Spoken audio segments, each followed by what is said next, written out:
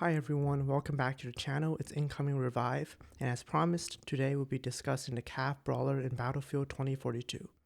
The CAV is one of Battlefield 2042's most important vehicles for teamwork, and a good team utilizing the CAV can create lopsided victories by capturing sectors and shutting down enemy flags. Frequently, I see the armored transport category of vehicles sitting unused because no one wants to drive them. In this video, hopefully I can explain how to use the CAV most effectively and inspire someone to take on a role of battle busing for your team. When supported by engineers, a brawler is close to invincible and can deal with any vehicle in the game, from main battle tanks to attack helicopters. I'll be going over the brawler's strengths, weaknesses, equipment loadouts, and how to best utilize its strengths in both Conquest and Breakthrough, where it can have different roles, ranging from an anti-air platform to a tank hunter. As per usual, I'll be starting with the history of the CAV.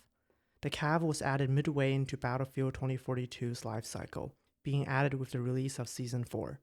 It was the second vehicle in the game to have the ability to spawn teammates, with the first being the MAV. However, the CAV has a unique feature. Unlike the MAV, it can keep spawning players behind the vehicle even if all seats are full in the CAV.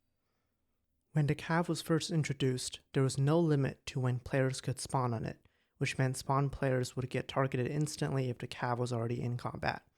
In Update 5.1, this was adjusted to where the CAV can only spawn teammates if it is not actively engaged in combat, though compared to the respawn timer on infantry squad mates, the combat tag is more forgiving, so it's much easier to spawn on a CAV.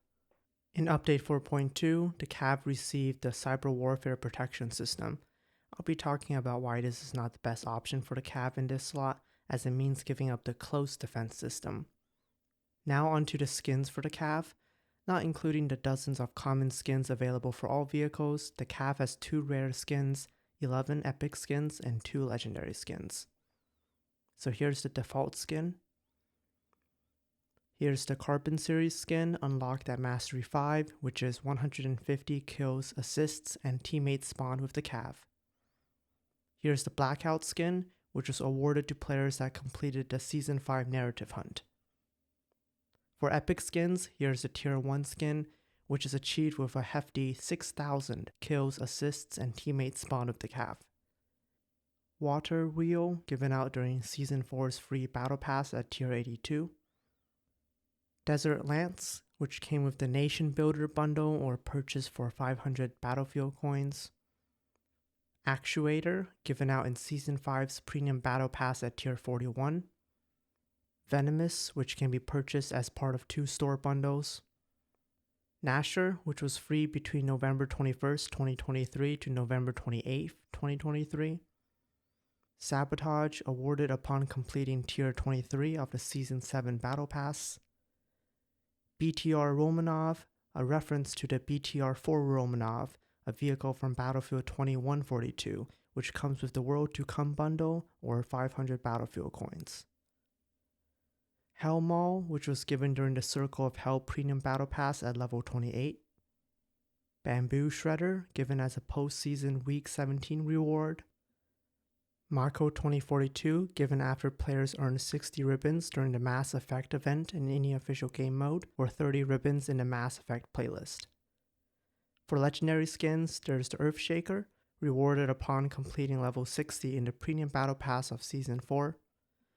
And finally, Crossroads, which is part of the Caretaker bundle or purchased individually for 750 BF coins. The CAV is not unlocked by default and must be unlocked by completing tasks. During Season 4, it could be unlocked by reaching level 28 on the free Battle Pass. Afterwards, the requirement is 60 kills, assists, and teammates spawned with the MAV or EBLC RAM, and 3,500 damage inflicted with ground vehicles, which should be pretty easy to get. A big part of what makes the CAV so versatile is the wide variety of weapons and equipment it can have equipped. First, everyone in the CAV has access to the passive ability of the threat detection system. This system automatically highlights any enemies that damage the CAV. This allows the driver, gunners, and passengers to react to threats and respond to them. This is quite a strong ability and allows for greater situational awareness and increases the CAV's survivability. The CAV's armor itself is around the middle of the pack among armored vehicles, with similar protection values to a Wildcat. However, the CAV's armor is special because it is more resistant to explosive damage. This primarily affects the application of C5 and anti-tank mines. Usually, 3 C5 is enough to completely take out any vehicle in the game.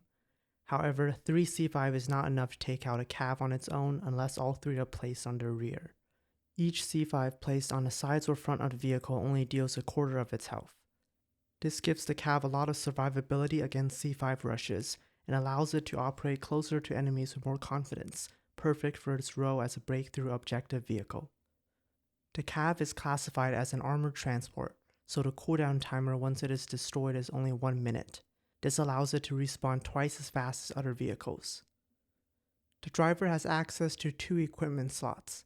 The first slot has 3 available options: the smoke discharger, close defense system, or cyber warfare protection system. The smoke discharger is similar to the one that most vehicles have. When activated, a cloud of smoke disperses around the vehicle, hiding it from view. Crucially, this is not thermal smoke, but just a simple smoke screen. This means it is only effective for blocking line of sight, not any missile lock-ons. The smoke discharger can also be useful to cover a retreat and to cover friendly infantry nearby. However, it is purely a defensive equipment choice and is not as useful as the next option. The close defense system is unique to the CAV and is unlocked at 80 kills, assists, and teammate spawned. When activated, there's a short delay before fragmentation explosives are launched in a circle around the vehicle, killing anyone nearby, even those behind cover. It is possible to survive if you're right up against the CAV, but the blast radius of the explosions are large, and if you're anywhere near the CAV, you will likely be killed. The defense system is great at giving the driver an offensive option, and I think this is the best option for this slot. It's great for both offensive and defensive uses. As an added bonus, it detonates any anti-tank mines nearby, allowing the CAV to survive a potential surprise. The last option in this slot is the cyber warfare protection system, unlocked at 120 kills, assists, and teammates spawned. I talked about this system in my RAM video, and it's the exact same here. Simply put, the effects of being hacked isn't worth the loss of the capabilities of the close defense system. The second equipment slot has the options of the detection pulse, repair system, and the all-important active protection system. The default equipment is the detection pulse.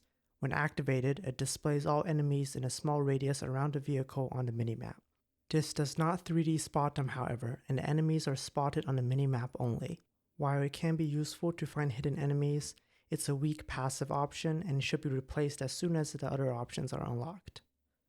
At 40 kills, assists, and teammates spawned, the repair system becomes available. When activated, the repair system repairs 25 health over 6 seconds. If any damage is taken during this time, the repair stops and any remaining health is not recovered.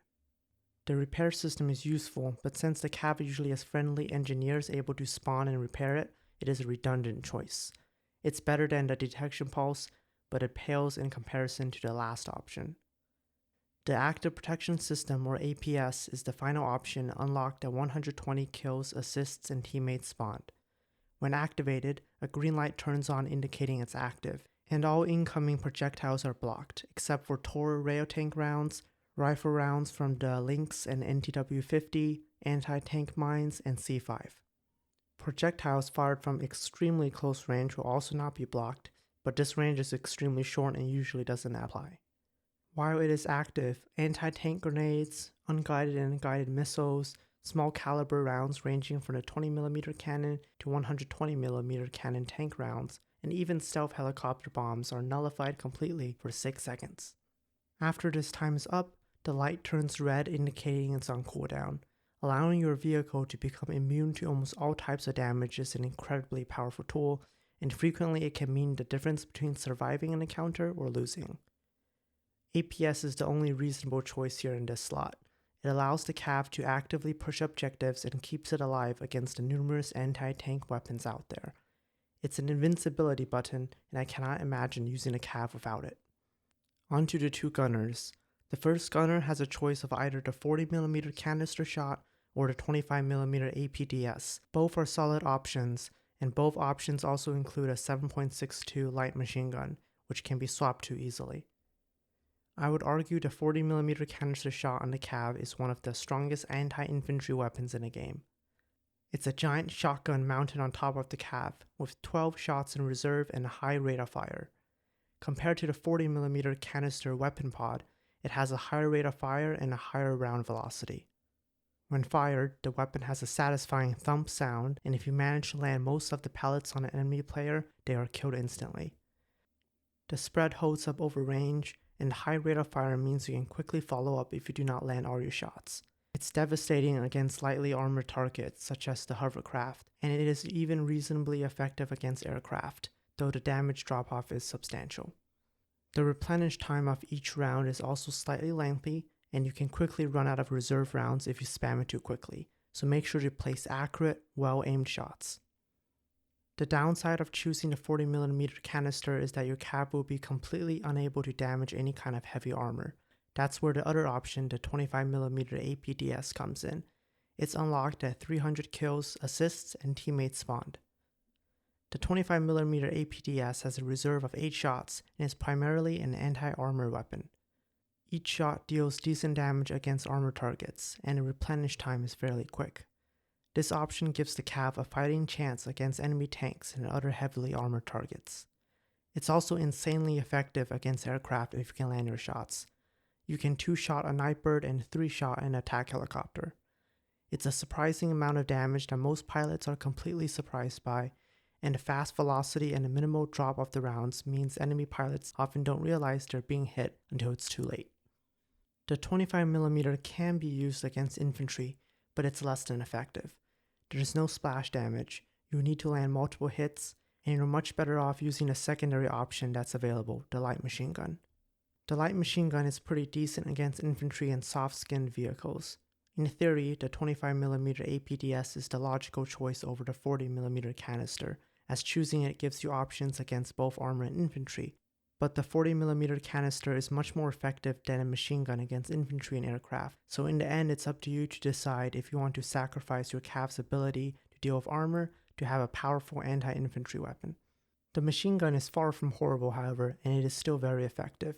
For the longest time, I always chose the 25mm APDS for my own CAV, but many players either do not know that the seat comes with a secondary machine gun, resulting in them using the 25mm on infantry, or they do not know the 25mm is even effective against armored targets, leading them to not even attempt to fire on them. A player that knows when to switch between the 25mm APDS and light machine gun boosts the effectiveness of the CAV significantly. That being said, the 40mm canister is not a bad choice, but you'll have to hope that your CAV driver doesn't run into any tanks or heavy armor because your CAV would be completely defenseless against them. With such powerful options in the main gunner seat, it's surprising that the second gunner also has some great options. The default option is the 7.62mm minigun. It's featured on many other vehicles. It has a really high rate of fire, but this comes with the brief spin-up time and poor accuracy at range. It's great against infantry and can also damage aircraft, though the damage will be very low. It is also unable to deal any damage against heavy armor. The next option is the 20mm flak, unlocked at 150 kills, assists, and teammates spawned. I used to look at this option as a bad choice due to its horrible performance against all ground targets. It's similar to the 60mm flak pod, but this only has a maximum range of around 200 meters. It deals a pitiful 5 damage against infantry and has almost no splash damage against them. It is also completely ineffective against heavy armor. However, the 20mm flak is absolutely devastating against enemy helicopters, especially a lightly armored one such as the Nightbird and stealth helicopter. Waiting until the enemy helicopter is within range before opening fire will start dealing high amounts of damage that most pilots cannot escape from, especially if they have already committed to an attack. I've grown to respect the power of this cannon to deal with enemy aircraft, with its downside of limited range the only big thing holding it back. A good gunner armed with this cannon can completely shut down the airspace in a 200-meter radius around a CAV, denying enemy helicopters from preying on infantry and allowing it to take out even skilled pilots. You're just sacrificing almost all of your ability to deal with ground targets as a result. The last option in this slot is the 40mm incendiary grenade launcher, which is unlocked with 450 kills, assists, and teammates spawned. It comes with a reserve of 8 shots, which annoyingly must be all launched in order for the reload to start. The reload is fast though, and the incendiary grenade launcher is great at dealing with infantry, but of course it is completely useless against any kind of armored target or aircraft. It's great at flushing infantry out of cover, and pairs great with the 40mm canister shot of the main gunner's seat. It is worth noting that smoke completely nullifies fire, so smart infantry players usually throw down smoke to make this weapon ineffective. The range of this weapon is also rather mediocre, and it's definitely meant to be used at close range. Surprisingly, all 3 options here are viable. The minigun is a jack-of-all-trades choice, able to deal with both infantry and aircraft to a decent degree. The 20mm flak goes all in against enemy helicopters, being devastating if enemy helicopters wander too close. On the other end is the incendiary grenade launcher, which goes all in against infantry. Personally, I run the incendiary grenade launcher. While smoke can nullify its effects, it's rare that it is used for that purpose, and as such you can easily rack up kills with it. The last 2 seats are unique to the CAV. Passengers in these seats are exposed to the outside, but they can crouch to avoid damage. When crouched, these players can only reload. These rear seat passengers are especially vulnerable to explosive damage. Weapons such as the Ram's missile launcher can kill these passengers if they are not crouched, so these passengers should always keep an eye out not on just their vehicle's health, but also on their own personal soldier health. These 2 passengers are an important asset to any CAV, especially when they are filled with engineers who can repair the vehicle. It is also important to know that repairing while inside the vehicle is slower than repairing when out of the vehicle. These players in the back can increase the CAV's firepower with their main primary weapons and also offer anti-tank support. Therefore, a fully crewed CAV can have the potential to deal with any kind of threat it encounters. So how should a CAV be played? This is where I talk about the 2 different modes in 2042, as the CAV should be equipped differently depending on which mode it finds itself in. First, Conquest.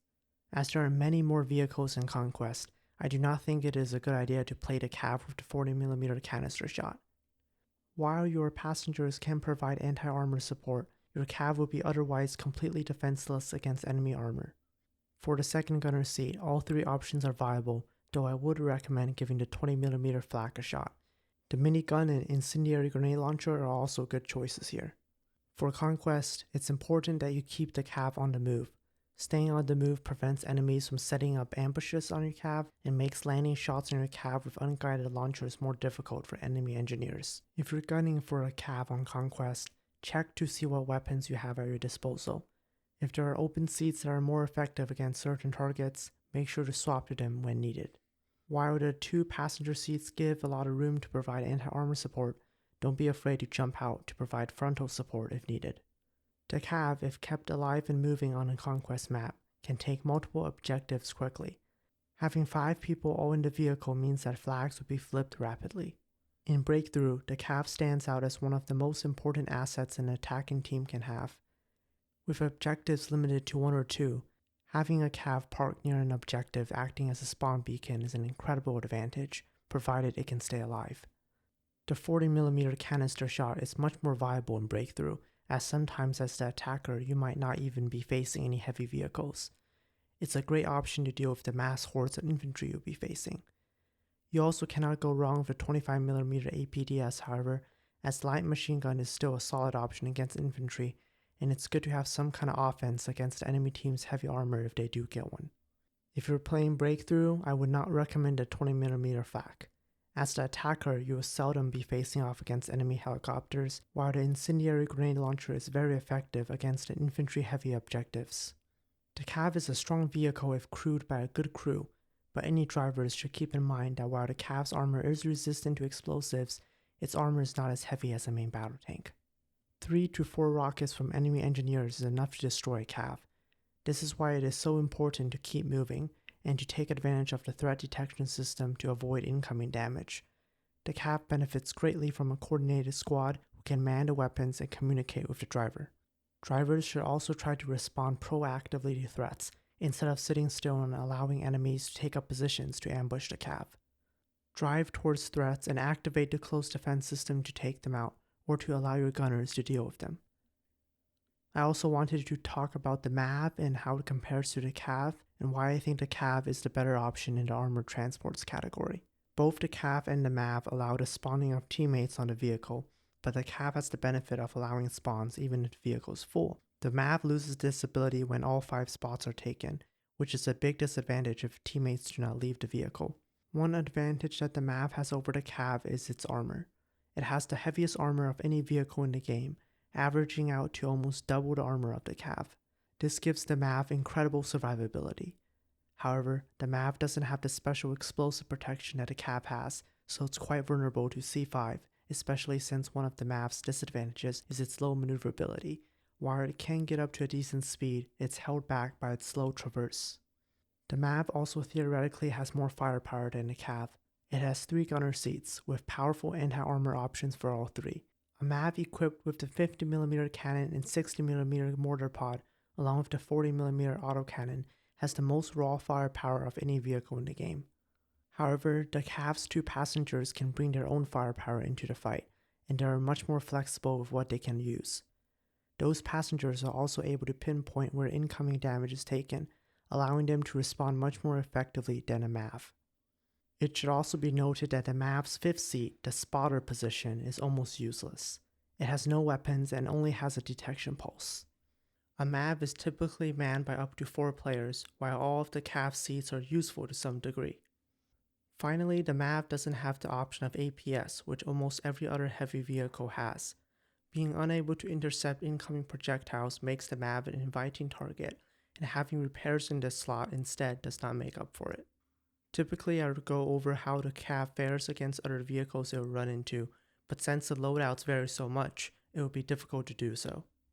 I will say though that the CAV can be outfitted to be a vehicle hunter, but your main objective while using a CAV should be to position yourself in advantageous positions to take flags, acting as a mobile spawn beacon for your team. So that's the CAV. It's the ultimate battle bus for your team, and if played carefully and maximizing its uptime, it can really make an impact on a battlefield. It might not be the most glamorous job or the job that gets you the highest on the leaderboards, but it's an important job that contributes to victory. Thank you for watching.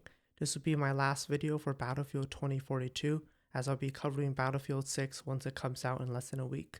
If you want to see those videos, subscribe for the inside scoop, and if this video helped you, leave a like to help me out. I'll see everyone out there on the battlefield.